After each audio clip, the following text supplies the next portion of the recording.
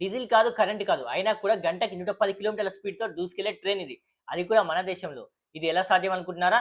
అయితే ఈ వీడియో చూడండి. తర్వాత మీరే షాక్ అవుతారు. హాయ్ అండి అందరికీ. నా పేరు Sharath. Welcome to Sharath 180 degrees. ఇక భారతదేశ రైల్వే చరిత్రలో సరికొత్త టెక్నాలజీ తీసుకురాబోతుంది. ఇక ఇప్పటికే వందే భారత్ ట్రైన్‌లొచ్చాయి. ఇక ఫ్యూచర్‌లో బుల్లెట్ ట్రైన్స్ కూడా రాబోతున్నాయి.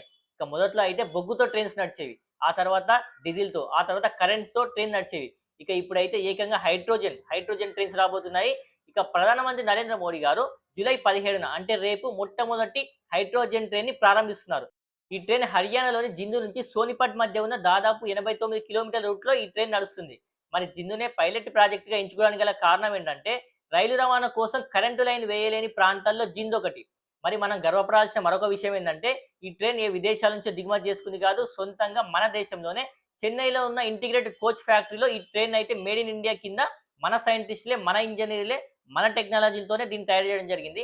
అయితే ఒక ఇంట్రెస్టింగ్ ఫ్యాక్ట్ ఏందంటే, ఈ ట్రైన్‌ని తయారు చేసింది చెన్నైలోనే అయినా టెక్నాలజీని అందించింది మాత్రం మన హైదరాబాద్‌కు చెందిన ఒక ప్రముఖ కంపెనీ. ఈ ట్రైన్ ఎలా నడుస్తుందా అని చెప్పి చాలా మందికి డౌట్స్ వస్తున్నాయి గదా! అయితే ఈ ట్రైన్ పైన పెద్ద పెద్ద హైడ్రోజన్ ట్యాంక్స్ ఉంటాయి. ట్రైన్ లోపల హైడ్రోజన్ ఫ్యూయల్ సెల్స్ ఉంటాయి. ఎప్పుడైతే ఆక్సిజన్‌ని ఈ హైడ్రోజన్‌తో రియాక్షన్‌తో జరిపిస్తారో అప్పుడే ఎలక్ట్రిసిటీ పుడుతుంది. కాకపోతే ఎలాంటి కరెంట్ వైర్‌లు ఉండవు.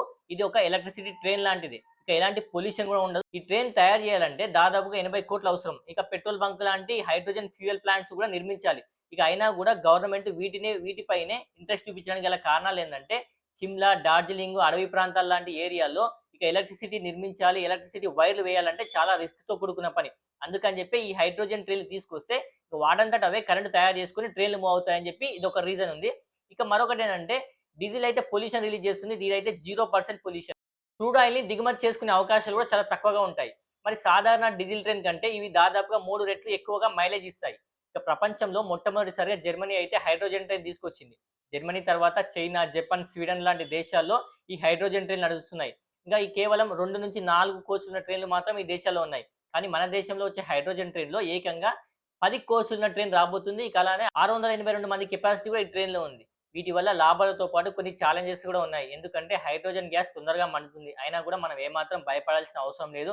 ఎందుకంటే అత్యాధునిక లీక్ ప్రూఫ్ టెక్నాలజీని ఇందులో తీసుకొచ్చారు. ఇందులో పెట్టారు కాబట్టి మనం ఏమాత్రం భయపడాల్సిన అవసరం లేదు. ఇక మన ఈ టెక్నాలజీ మన ఇండియాలోకి రావడం నిజంగా మనకి గర్వకారణమనే చెప్పాలి.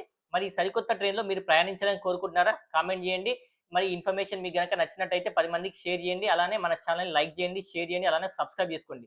మరొక వీడియోతో మీ ముందుకొస్తాను. అప్పటి వరకు థాంక్ యూ.